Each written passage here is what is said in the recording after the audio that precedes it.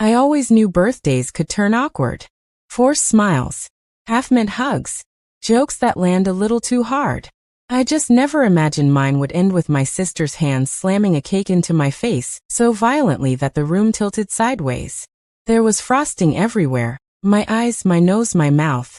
For a split second, I couldn't breathe. Then came the pain. Sharp and immediate, blooming at the base of my skull like something had cracked open inside my head. The taste of blood hit next. Warm. Metallic. Mixing with sugar and cream. And then I heard her laugh. Not startled. Not apologetic. Controlled. Almost pleased. Lena's laughter cut clean through the room as I fell backward, my shoulder striking the floor hard enough to knock the air from my lungs. Chairs scraped. Someone gasped. Another person laughed nervously, unsure how serious this was supposed to be. It's just a joke, someone said. Hands hovered but didn't really help. The moment dissolved almost as quickly as it happened.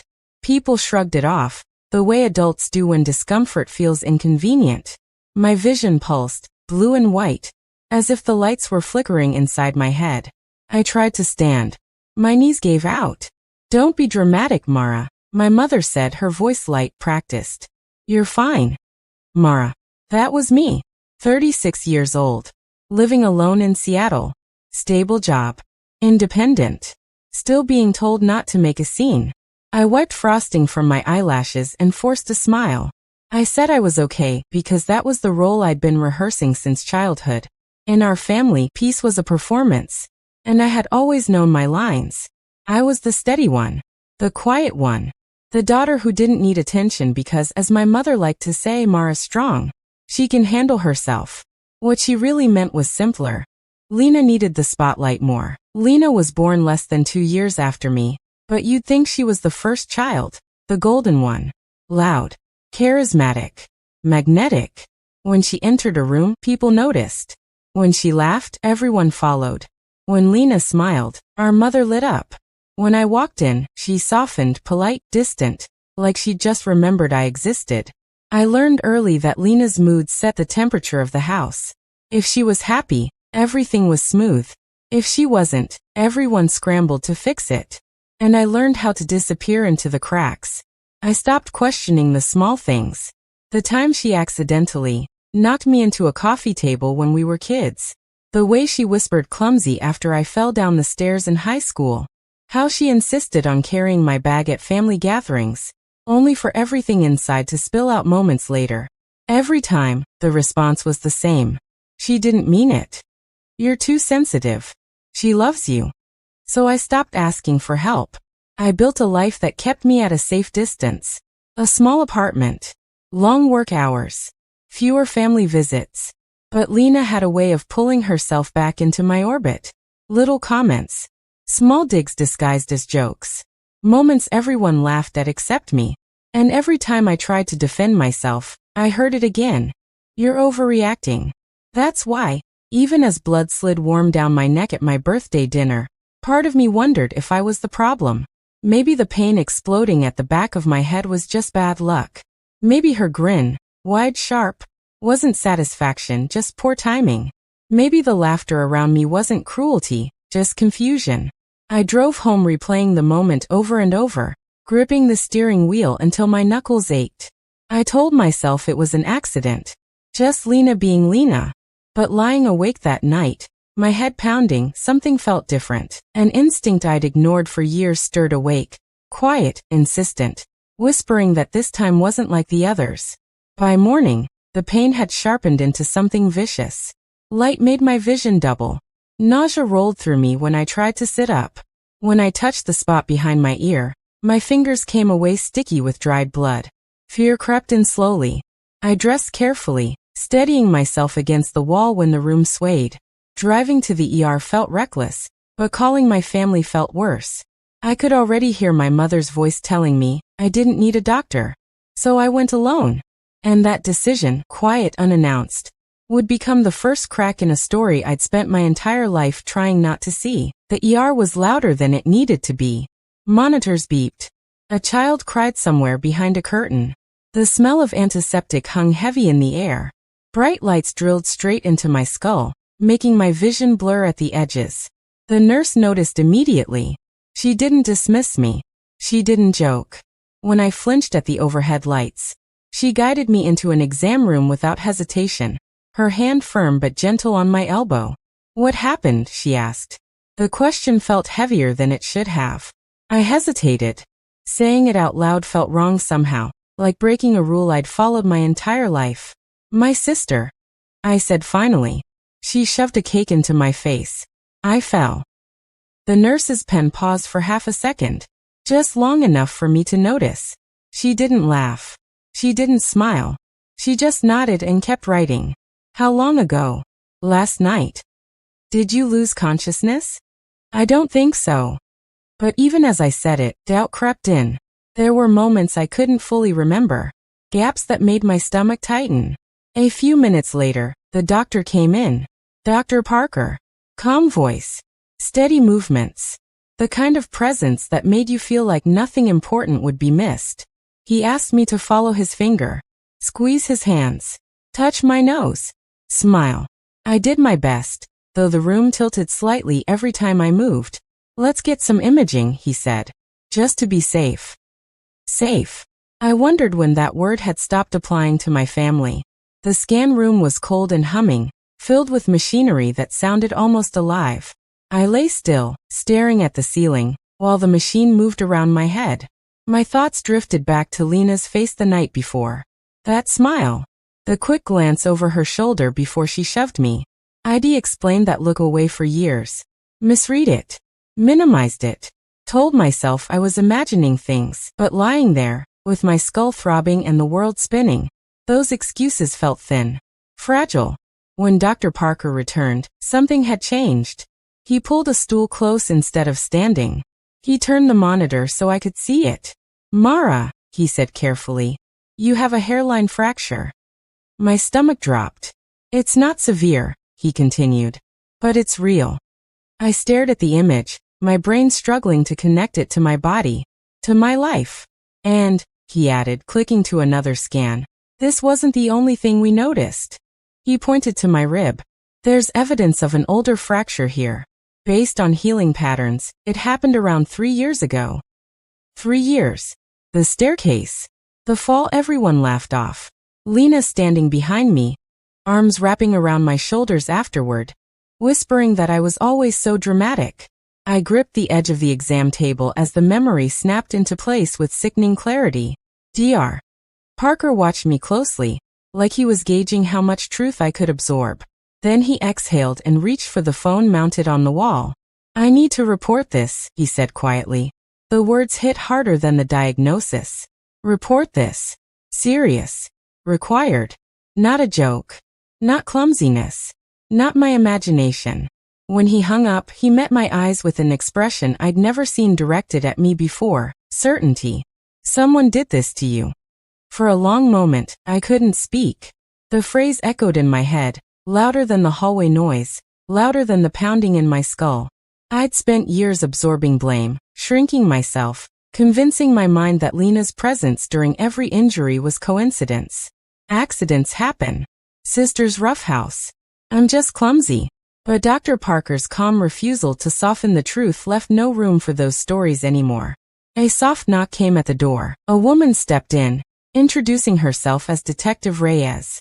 Her voice was measured, her eyes observant, the kind of calm that comes from seeing the same pattern too many times. She sat at eye level and opened a small notebook. "I'm here because your injuries raise concerns," she said gently. "I'd like to ask you a few questions." My throat tightened. About Lena. She didn't phrase it that way. She didn't have to. She asked who was at the dinner, whether there was alcohol, or my sister had been standing, whether I'd had previous injuries. Each answer felt heavier than the last. And then she asked something that cracked something open inside me. "Has anyone ever discouraged you from seeing a doctor after an accident?" I stared at my hands. "Yes," I whispered. "My sister. Every time." Detective Reyes wrote quietly, then looked up. "Did you believe her reasons?" I didn't know how to answer. Did I believe them? Or did I need to, because the alternative meant admitting the truth I'd spent my entire life avoiding? The room felt smaller, tighter.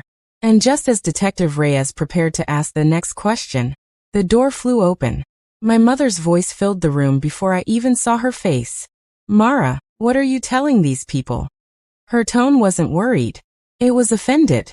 And in that moment, I realized this wasn't just about what Lena had done.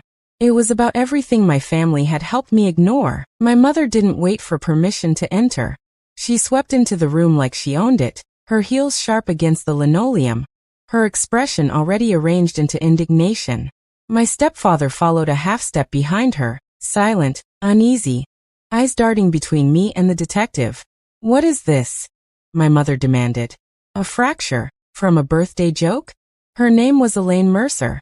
She'd always sounded composed when she spoke, like chaos was something that happened to other families. Not ours. "This is ridiculous," she continued, turning toward me. "Tell them you're confused. You bruise easily. You always have." The words landed with practiced precision. Sensitive. Dramatic. Overreacting. They'd shaped my entire childhood. Now they pressed against the bruised edges of my adulthood. Detective Reyes stood, calm but unyielding. "Mrs. Mercer, I need you to step back. Your daughter is speaking with me privately." My mother's jaw tightened. She looked at me then, not with concern, but with betrayal. Not betrayal over what my sister might have done, but over the fact that I was talking at all. Something inside me shifted. Not a crack this time. A decision. "I'm not confused," I said. The word surprised even me. Elaine stared, furious, disbelieving. I turned back to Detective Reyes. "I want to continue." Reyes didn't hesitate. She asked my mother and stepfather to step outside. Elaine protested loudly, but the detective's tone made it clear this wasn't optional. When the door finally closed, the room felt lighter, like a pressure I'd carried for decades had eased just enough for me to breathe. Detective Reyes sat again. "I'm going to be honest with you," she said. "The injuries you've described, the minimization, the pressure not to seek medical help, it's concerning. Combined with what the scans show, we need to treat this seriously." I nodded, though the reality hovered just out of reach.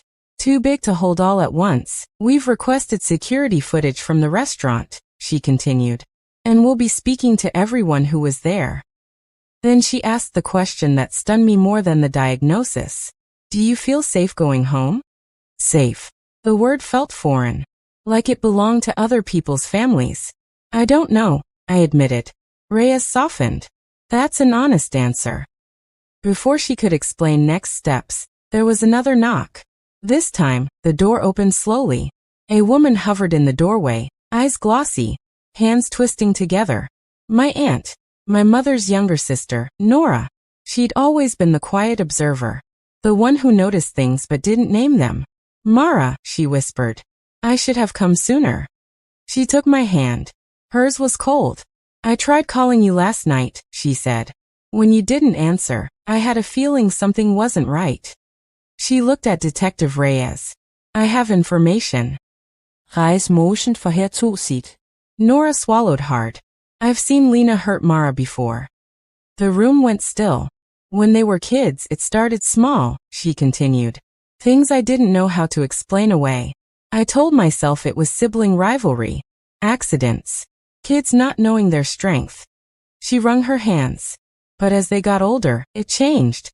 Or maybe I finally saw it clearly." Her voice trembled. "I saw Lena push Mara down the stairs once. She was about 12. Everyone thought she slipped, but I was at the top landing." Memory slammed into me. The fall, the bruised cheek, my mother scolding me for ruining holiday photos, Lena hovering nearby with cookies and fake sympathy. Nora wasn't finished. "And 3 years ago," she said quietly, "after your grandmother's funeral, I overheard something." My chest tightened. "Lena found out about the house your grandmother left you. She didn't say it to your face, but she was furious. I heard her on the phone saying accidents happen, that if you were less competent, she'd be the one managing everything." Even Detective Reyes stopped writing. Nora's voice cracked. "I was scared of Elaine. Scared I'd be cut out if I said anything. But after what happened at your birthday, I can't stay quiet anymore." Reyes nodded slowly. "Thank you. This helps establish a timeline. She stood. For now, Nora will take you home. Stay away from your sister until we complete our interviews. I agreed easily. Because the truth was simple. I didn't want to see Lena. Not until I understood who she really was. The next 2 days blurred together. Phone calls, updates, long stretches of silence in my apartment. Nora stayed with me, refusing to leave me alone. The quiet company felt like a soft landing after years of walking on glass. On the third day, Detective Reyes called. We reviewed the footage, she said. My heart pounded. It was deliberate, she continued. She angled the cake. She checked who was watching. And after you fell, there's a moment, less than a second, where she smiles before pretending to panic.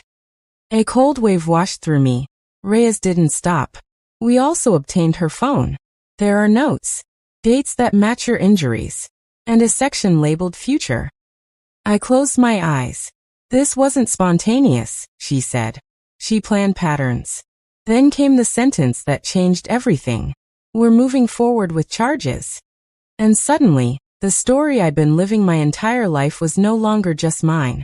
It was evidence. Detective Reyes didn't sugarcoat what came next. I need you present, she said. There will be a family meeting this Sunday evening. My stomach tightened. Why? Because this time, she replied evenly. Everyone needs to see the truth. Sunday arrived too quickly. Nora drove while I stared out the window, watching familiar streets blur past.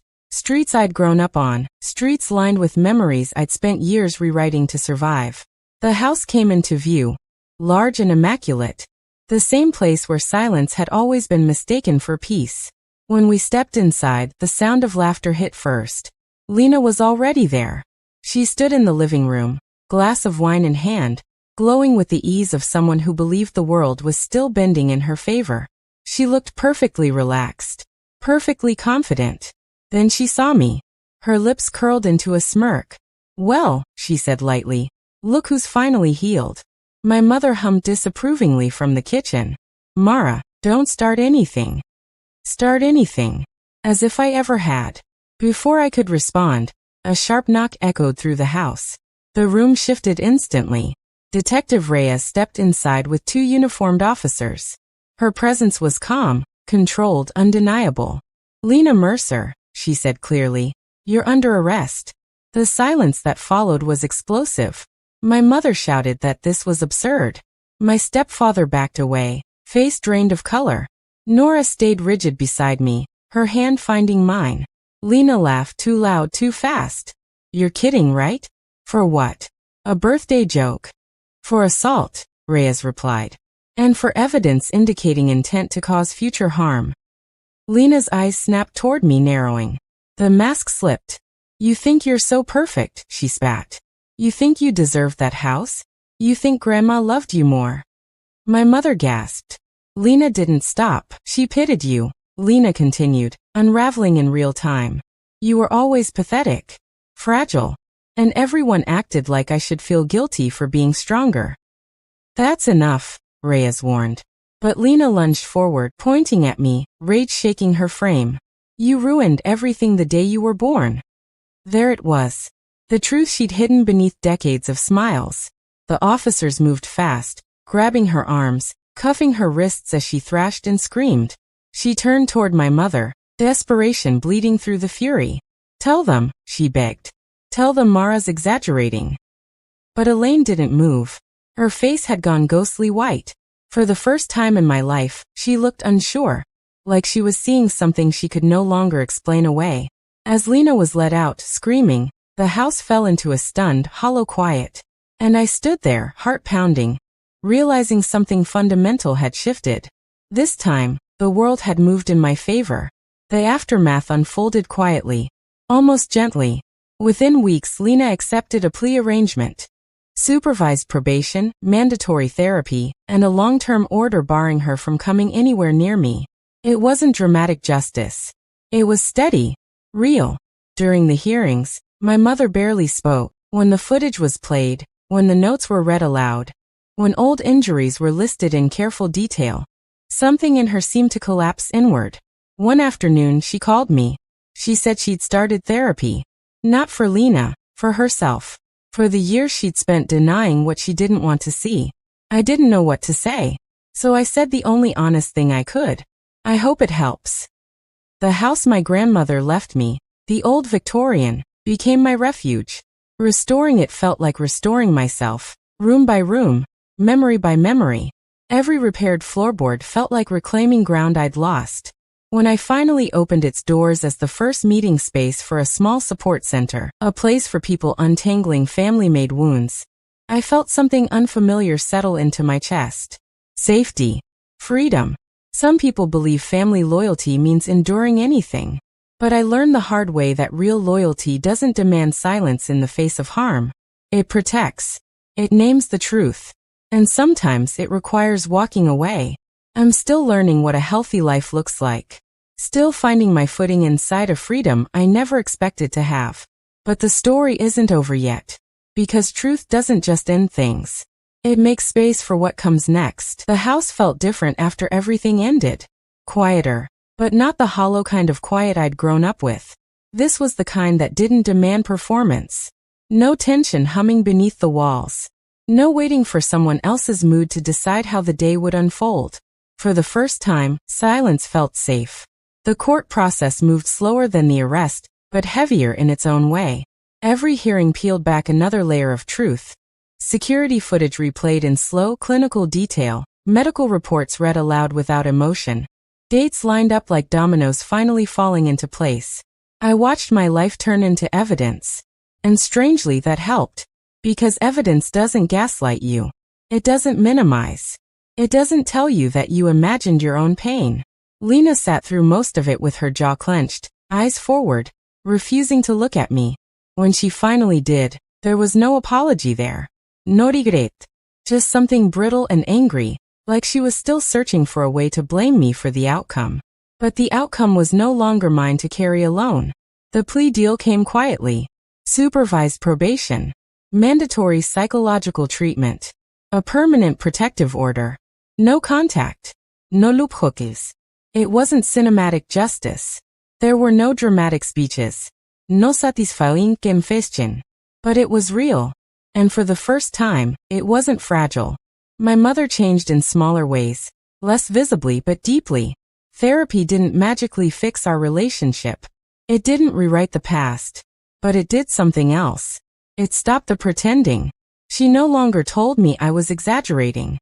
She no longer defended what couldn't be defended. Sometimes accountability doesn't look like redemption. Sometimes it just looks like silence where excuses used to live. The Victorian house became more than a place to hide. Fixing it, scraping old paint, repairing cracked stairs, restoring broken doors, felt symbolic in ways I hadn't expected. Every repaired surface was proof that damage doesn't mean ruined. That neglect can be reversed. That care changes things. When I opened the space to others, quiet meetings, small groups, stories spoken carefully at first, and then more freely, I realized something important. I wasn't alone the way I thought I'd been.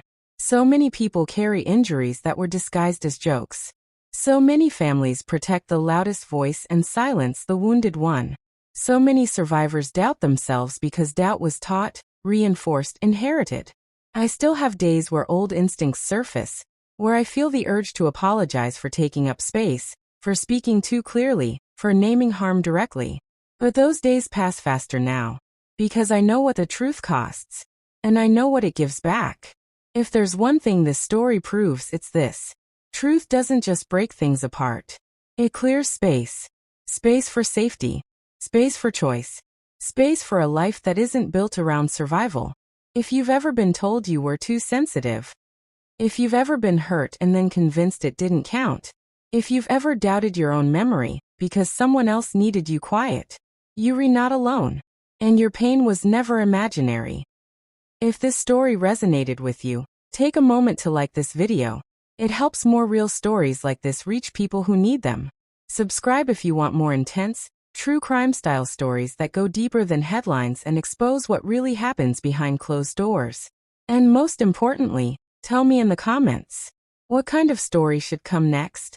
Family betrayal? Psychological revenge? A case where the truth was buried for decades? The next story will be even darker, even more intense, and even more real. Thank you for staying till the end.